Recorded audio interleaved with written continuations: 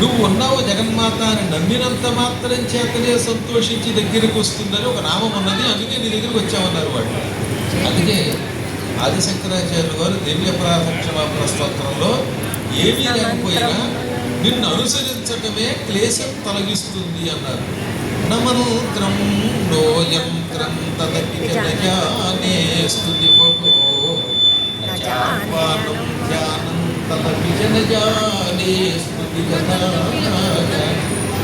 జానే ముద్రాస్తే తదపి జనజానే గలపనం పరం జానే మాతః త్వదనుసరణం క్లేశరణం.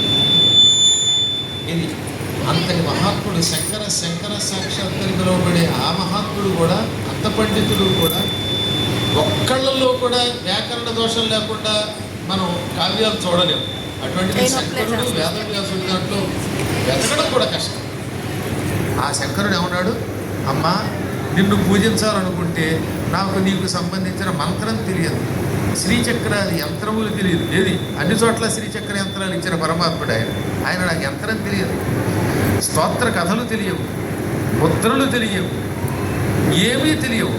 ఏమీ లేకపోయినా ఏం తెలుసు అంటావేమో. నజానే మాతః త్వత్తనుసరణం క్లేశహరణం. త్వత్తు నిన్ను అనుసరణం, అనుసరించడం అంటే నువ్వు ఉన్నావని నమ్మి నీ వెంట పడడమే క్లేశములను కష్టములను హరిస్తుంది అని మాత్రం నాకు తెలుసు అన్నాడు ఆయన. నాకేం తెలియదు, కానీ తెలిసింది ఏమిటి, అమ్మ ఉంది, అమ్మ ఉందని వెంటబడితే అమ్మే రక్షిస్తుంది అని నా నమ్మకం అన్నాడు ఆయన. దీన్ని బట్టి ఏం తెలుస్తుంది, మనం ఎంత పండితులమైనా శంకరుడు అంత పండితులు ఈ ప్రపంచంలో ఎవరు ఉండరు. ఆయనలాగా వినయంతో ఉండాలి. అంతటి మహానుభావుడు నాకేమీ తెలియదు, కేవలం నిన్ను అనుసరిస్తే నువ్వు ఉన్నావని నమ్మడం వల్ల పాపం తొలగిపోతుంది, కష్టం తొలగిపోతుంది అన్నాడు ఆయన.